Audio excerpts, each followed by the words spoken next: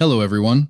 In this video, I'll show you how to use the dictation feature on your Mac to type with your voice instead of using the keyboard. First, open up System Settings on your Mac. The dictation feature is located in the keyboard settings, so scroll down and select Keyboard. On the right side, you'll see the dictation option. If it's turned off, go ahead and toggle it on. Down below, we have a few settings to configure. First is the language. Click on Edit and choose the language you want to use. Next is the microphone setup.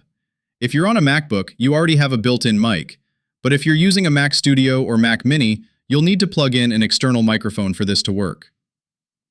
The shortcut section lets you set a hotkey to quickly activate this feature while typing. For example, I'll set it to double press Control.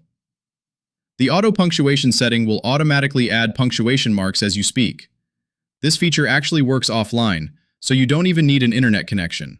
Plus, it works anywhere you can type text. Let's look at an example. I'll test it out in the Notes app. First, I'll quickly double press Control.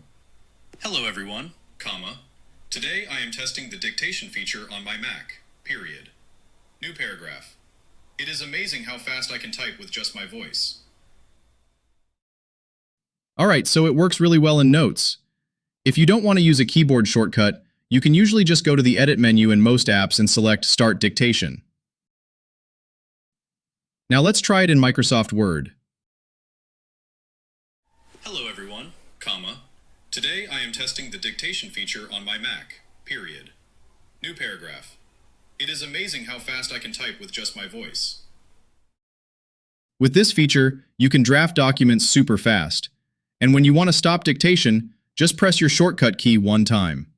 Thanks for watching the video. See you in the next one.